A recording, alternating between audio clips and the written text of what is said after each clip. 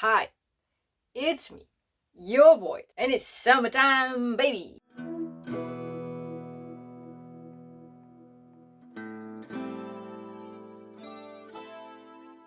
If you have been around my channel this year, you will know that I have been reading all of the books under the sun, and I read so much! I still can't fathom the fact that I reached my yearly reading goal of 52 books at the beginning of May, because what the fuck? I have, for the first time in my life, increased my reading goal from 52 to 100. It's an intimidating number and I don't like looking at it, but I'm already getting there. As of filming this video, I'm at 63. It's ridiculous. I never had such a good reading year. But in order to not burn myself out, and in order to dodge the dreaded reading slump, I decided to take a step down for a hot second, and July is the perfect month to do that. Because in July, I never really participate in any readathon, and throughout the end of May and June, I then said to myself, yeah, how about we take a break from our current reading pace, just to,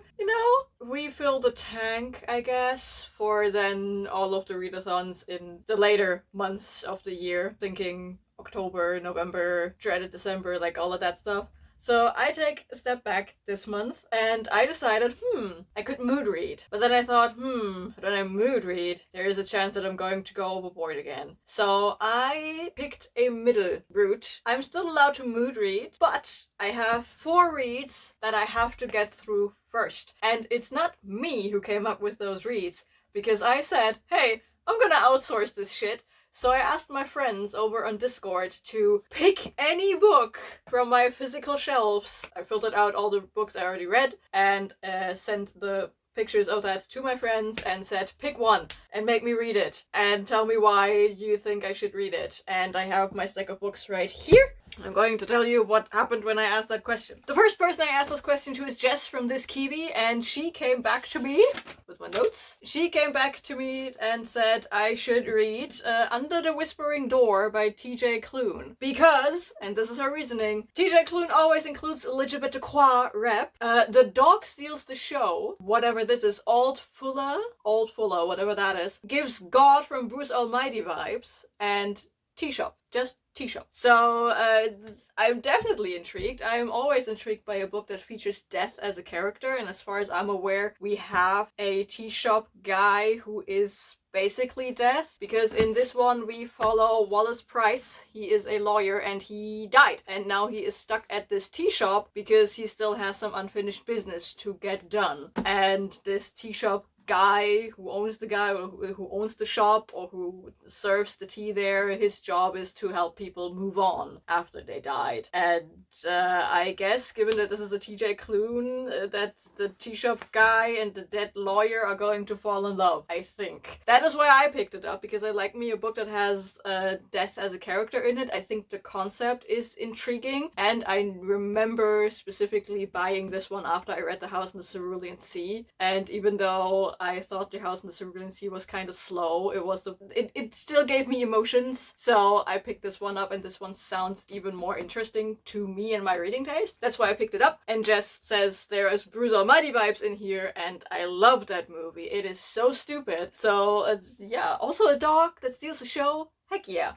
Looking forward to reading this one. If I don't like this, I'm blaming you, Jess. The next one who came through was James from James Too Good. We usually do sprints on Thursdays together where we do all kinds of shenanigans. James mostly plays Skyrim these days. He said I should read Flawless by Elsie Silver, and the reasoning for that is beautiful. He said, because it's amazing and it's very basic bitch. If you have been around since February, you will know that I am indeed in my basic bitch era, because I started reading basic bitch romances and falling in love with them. I started drinking matcha lattes and falling in love with them.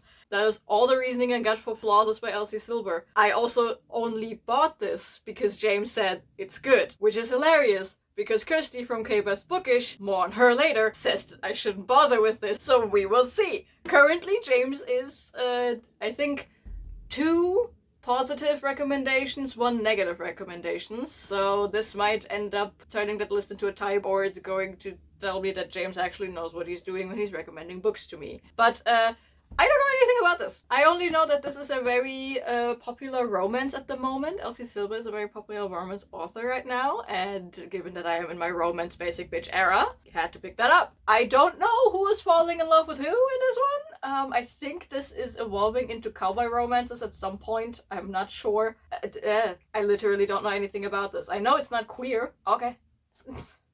Yeah, that's all I know. A woman and a man not falling in love. Oh, it says here professional bull riding. So it is a cowboy romance. The next person coming through with a recommendation is Levy from the Chaos Archives. Levy and I stream usually on Saturdays if either of us can remember to get up on time. And Levy says I should read Metro 2033 by Dmitry Glukhovsky. And the reasoning behind that is that Levy wants to know if the book is as good as the video game, which I have not played, and if I like the Metro franchise. I don't know anything about the Metro franchise other than a friend from middle school was very into the series, but only because he is from the same city as the author, so that's a whole thing. And I know it was very popular and kind of exploded into this whole franchise where we have a bunch of books that then got a bunch of video games, and then there were movies made, I think? But that went totally over my head because this is a dystopian novel, and I never went too hard on the whole dystopia thing until recently. So yeah, this is a book about a dystopian world where the world has been destroyed and people are living in the metro system and try to survive.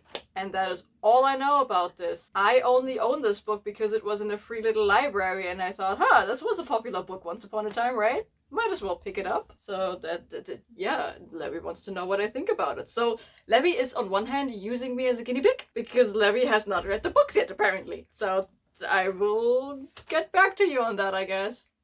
And the last person that got back to me on my whole reading thing was Kirsty from K-Bus Bookish. Told you she's coming back again.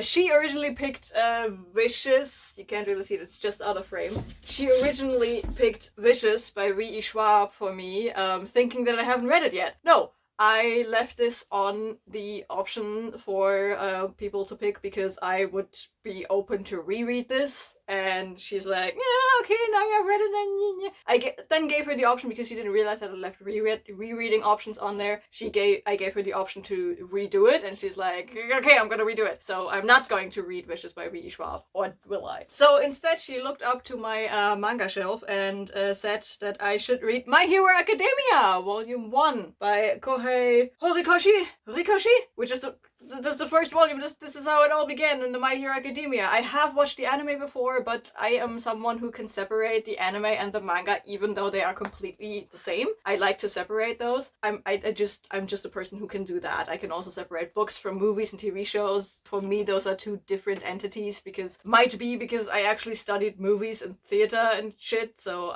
in my brain I am well aware of the difficulties that arise when you try to put one medium in a totally different medium. Maybe. I don't know. Anyway, My Hero Academia. Kirsty said to read it because this is one of Kirsty's favorites. I like to read books that other people think are great, especially people I like. She says this will make me laugh. Pretty sure it will. And she says that later volumes will make me hurt as well. And given what I know from the anime, yes. Yes, it will. I don't know what the whole story arc in Volume 1 is, but I'm interested in seeing where we will go. In My Hero Academia, we follow a boy named Deku, and he lives in a world where everyone, absolutely everyone, has some kind of superpower. Some are helpful, some are less helpful.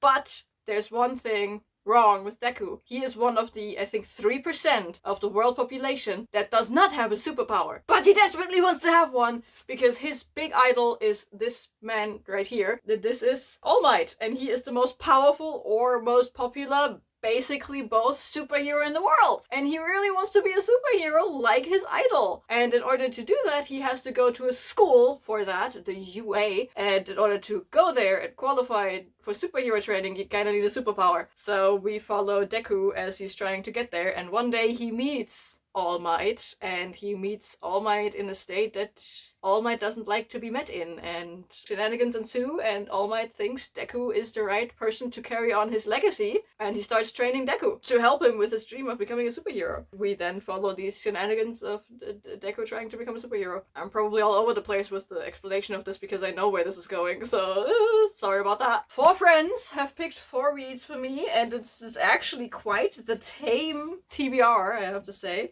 which kind of was the goal of this exercise, right? To just calm the fuck down and just chill out for once in my life. And so this is my cute TBR for July. It's just 4 books. Well, it's 3 books and a manga. I'm probably going to read more just because my reading speed currently is like through the roof. This is all the things I can tell you that I will read. This is so tiny. Watch me read this in 1 week. But we have a very eclectic mix here. We have a normal ass romance. We have a fantasy romance that takes place beyond death. We have the destruction of mankind, and we have superhero comedy shenanigans. So this is a mix of things, and I'm actually excited to get to all of these. This is also very nice because at least 2 of these are books that I would not have picked up anytime soon on my own, simply because now I have to pick them up, and I think that's kind of neat. So if you want to see my opinions on these books, you have to come back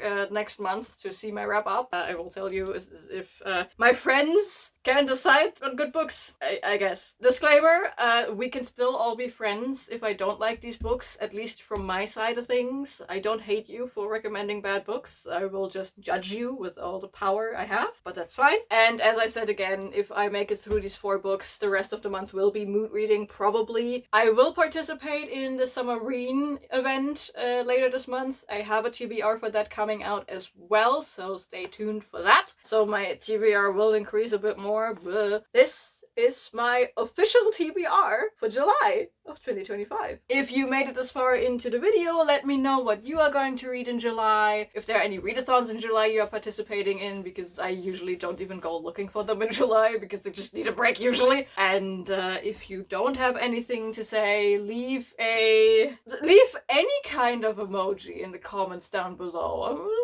Let's see what kind of emojis you can come up with. Don't go for the usuals. I want an emoji that you personally have never used before. I want to see never used before emojis down in the comments below. And yeah, I guess I see you in the next video. Bye!